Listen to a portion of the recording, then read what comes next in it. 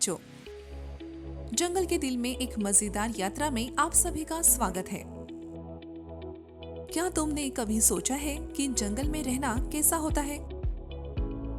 वहाँ के लोग क्या खाते हैं, क्या पहनते हैं और क्या करते हैं? चलो एक जादुई सफर पर चलते हैं और उन जनजातियों के बारे में जानते हैं जो जंगलों को अपना घर कहती है। क्या तुम तैयार हो? चलो शुरू करते हैं। आज का हमारा विषय है जंगल आदिवासी, कक्षा 5वीं EVS से सीखने के परिणाम। इस वीडियो के अंत तक तुम इन बातों को समझ पाओगे। जंगलों में रहने वाले विभिन्न आदिवासी समुदायों की जीवन शैली को समझना, गोंड, चींचू और बोंडा जैसी जनजातियों की परंपराओं, रीति रिवाजों और पहनावे के बारे में जानना, जंगलों के महत्व को समझना और वे लोगों, पौधों और जानवरों की कैसे मदद करते हैं। बेहतर कल के लिए अपने जंगलों की रक्षा के तरीकों के बारे में सोचना। मुख्य शब्द: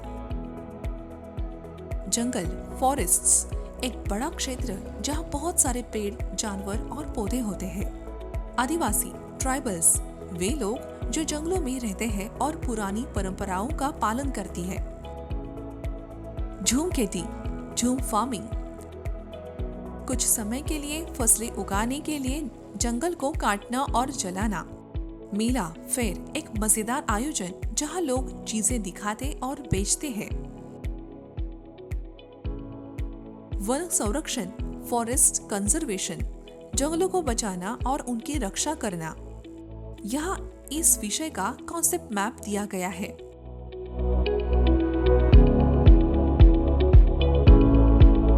चलो गोंड लोगों से मिलते हैं। गोंड लोग आदिलाबाद की पहाड़ियों में रहते हैं और उनकी जीवन शैली जंगल से जुड़ी एक खास तरीका है। वे पत्थर की दीवारों और मिट्टी का उपयोग करके छोटी झोपड़ियां बनाते हैं। उनकी छतें बांस और जंगल की घास से बनी होती है। उनके घरों में तुम्हें दीवारों और फर्श पर सुंदर चित्रकला मिलेगी।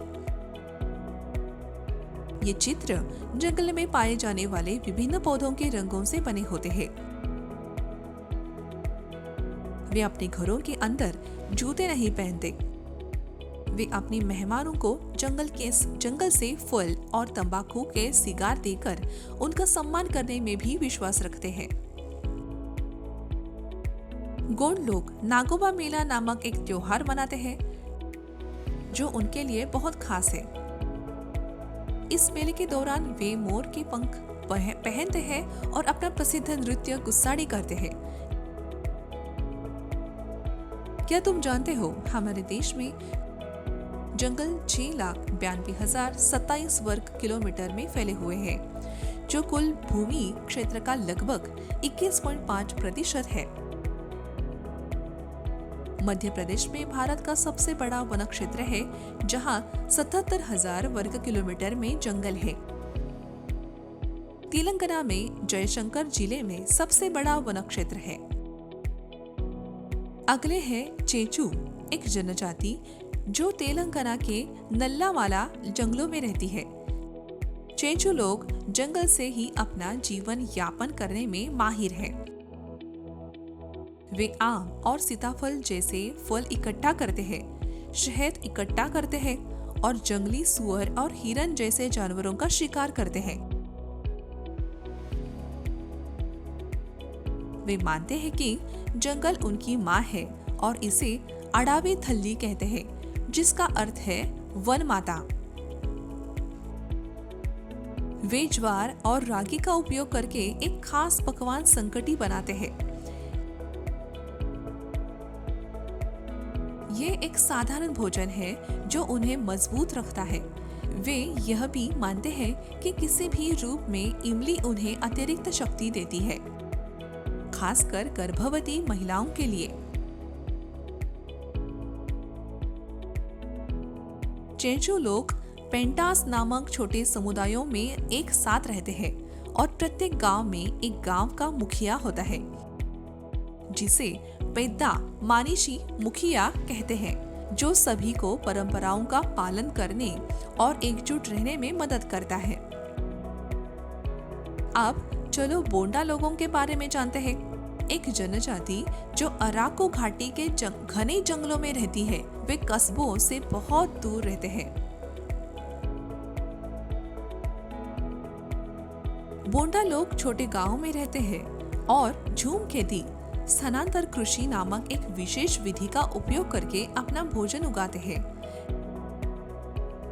वे जंगल के एक छोटे से हिस्से को साफ करते हैं, अपनी फसलें उगाते हैं और एक बार जब मिट्टी अब अच्छी नहीं रहती तो वे दूसरे क्षेत्र में चले जाते हैं। यह खेती का एक सरल फिर भी प्रभावी तरीका है जो जंगल को नुकसान नहीं पहुंचाता है।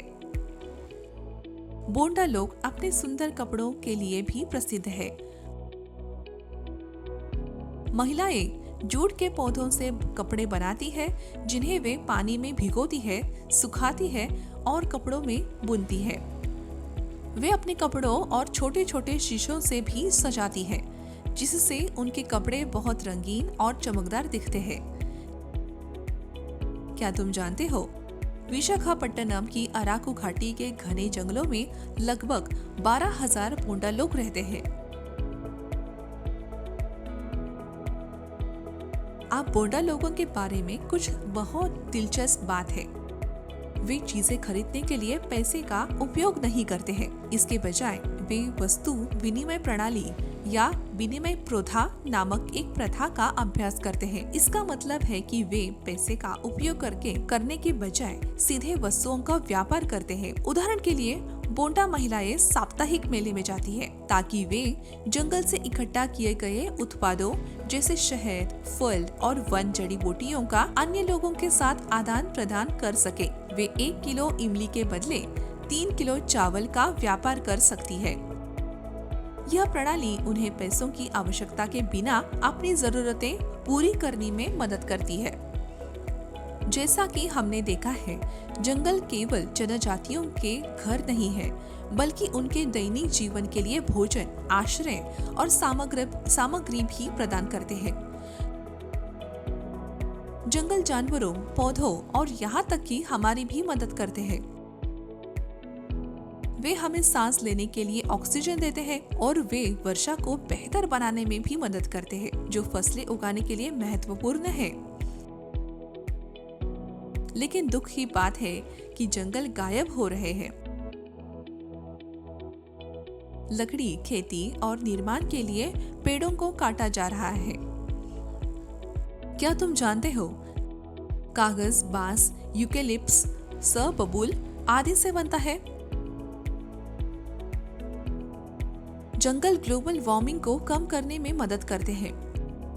जब पेड़ काटे जाते हैं तो हवा में कार्बन डाइऑक्साइड बढ़ जाती है, जिससे पृथ्वी गर्म हो जाती है।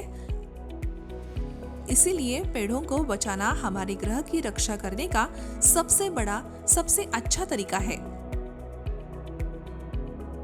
हम अपने जंगलों की रक्षा कैसे कर सकते हैं? यहाँ कुछ बातें दी गई है जो हम कर सकते हैं। अधिक पेड़ लगाएं। पेड़ हमारी पृथ्वी के फेफड़ों की एक तरह है। हर एक पेड़ जिसे हम काटते हैं, हमें कम से कम 2 नए पेड़ लगाने चाहिए। पानी बचाएं। पानी जंगलों और सभी जीवित चीजों के लिए आवश्यक है। हम इसका बुद्धिमानी से उपयोग करके पानी बचा सकते हैं। प्रदूषण कम करें। हमें जंगल में कचरा फेंकने से बचना चाहिए और जितना हो सके उतना रिसाइकल करने का प्रयास करना चाहिए। जागरूकता फैलाएं। दूसरों को जंगलों के महत्व के बारे में बताएं। तो आज के वीडियो में हमने 3 अद्भुत जनजातियों के जीवन के बारे में जाना। गोंड, चेंचू और बोंडा।